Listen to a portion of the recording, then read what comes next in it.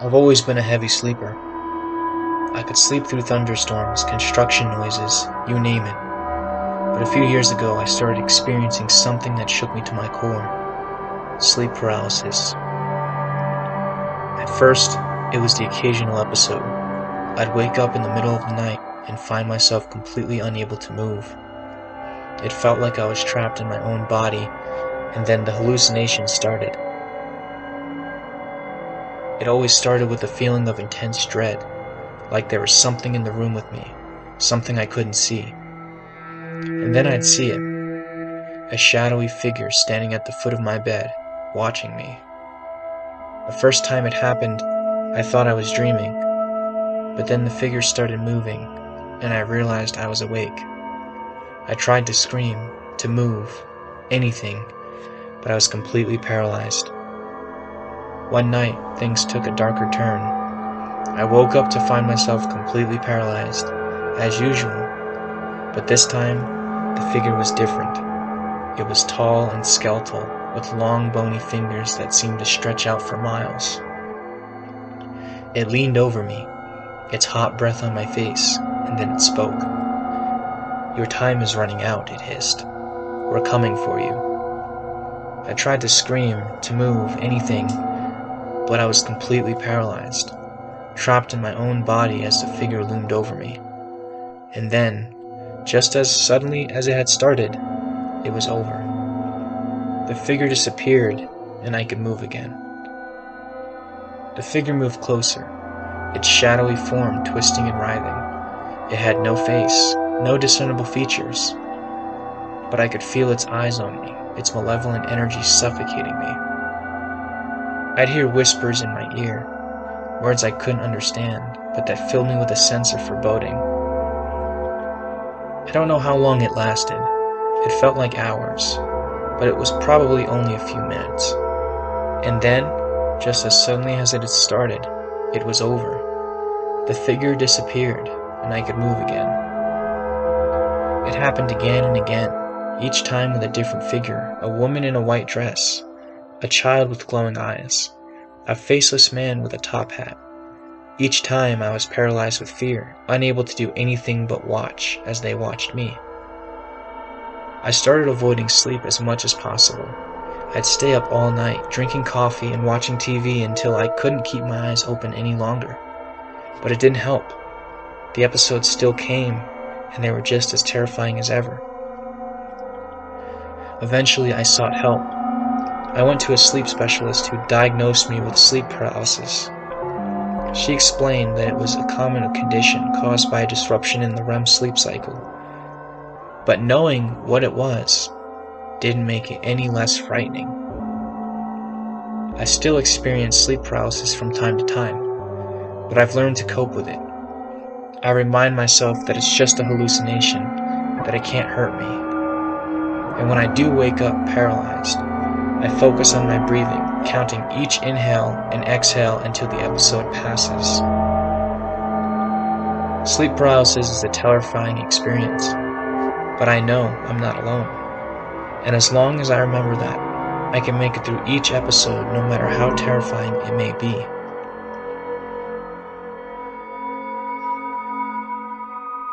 I was renting out an apartment in Ohio for a business meeting. My official meeting wasn't taking place for another 6 days, so I decided to rent out an Airbnb in the meantime. It was raining and thundering outside, and there wasn't much going on in the area, so I decided to hunker down and binge my favorite TV shows. Everything was ideal and peaceful as I stuffed my face with popcorn, laughing and enjoying the solitude of that night. I'm not sure exactly when, but around 12 a.m. I got tired and started to drift asleep. Towards 3 a.m. I suddenly woke up in a cold sweat. The room was dark and the TV was playing in the background. I suddenly felt something was off. The room was pitch black and the only source of illumination came from the TV, located to the left side of the room where my bed was located. I looked to my right and what I saw shocked me. To my right was a floating woman's head in the right corner of my room. She had long, black curly hair, and her face was black. It looked like she had been in a terrible fire accident.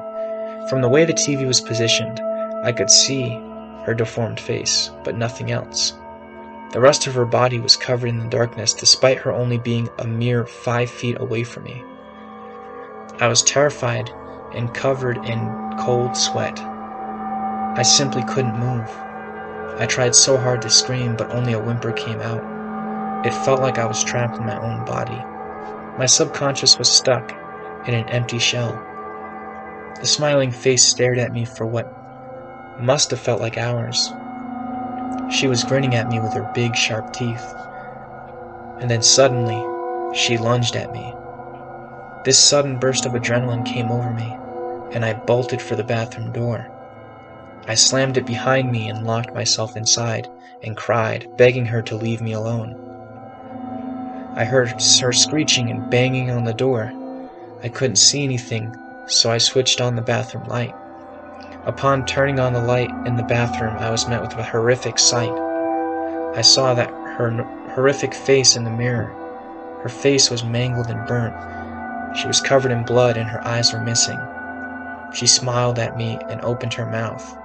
Her mouth was unnaturally large, but her tongue was missing. I screamed and bolted out of the bathroom.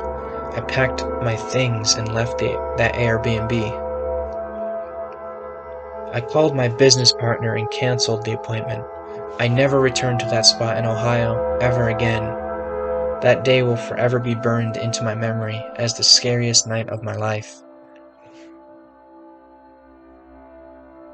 My girlfriend and I were staying over at my parents' house for the weekend, on Christmas vacation.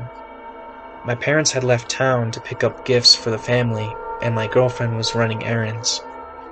I decided to take a well-deserved nap after setting up the Christmas tree and getting the house decorated for the holidays.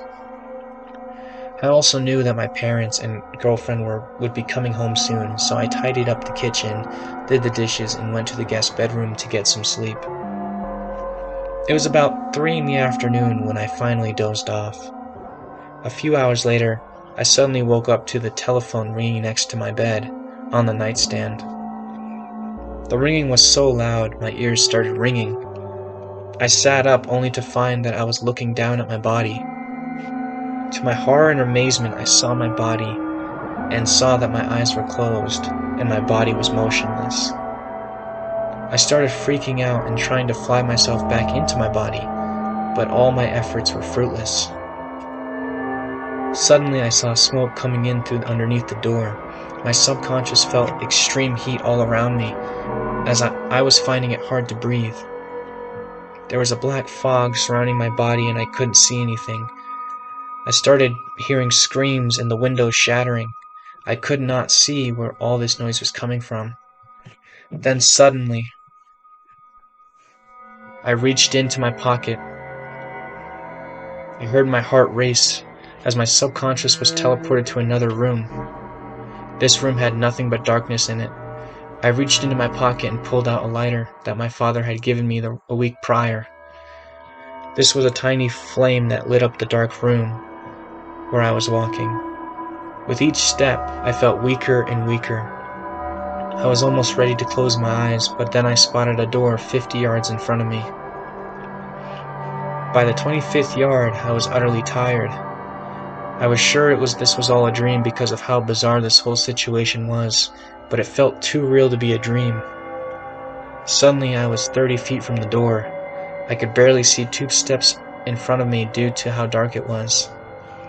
I heard a loud crash, followed by a loud scream, saying, "Run!" That sent shivers down my spine.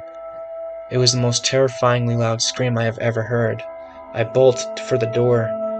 My hands were peeling from twisting at the doorknob, for the doorknob was blistering hot. I used the last of my energy to shoulder the door. After that, everything went black. I can't remember what happened for the next 3 days. But when I finally woke up, I was sitting in a hospital bed, dazed, sore, and confused. I was covered in bandages and I had no idea why. I went to pull some of them off and I screamed in horror. My skin peeled off with the bandage. Suddenly, my girlfriend and a nearby doctor came in, running through the door. My girlfriend ran and hugged me. Her eyes were filled with tears. I asked her what happened. She tearfully explained that there had been a terrible fire at my parents' house and that I was trapped inside. I had passed out from the fumes. The firefighters were able to rescue me, but I had sustained third-degree burns over much of my body. They spent hours trying to resuscitate me. They had declared me legally dead. They were able to stabilize me, but I was in a coma for 3 days. I then realized that my dream, that I had believed to be a dream, was actually a near-death experience. She explained that the fire was caused by faulty wiring in the Christmas decorations, and that it was a miracle I had survived. I will carry that experience for the rest of my life.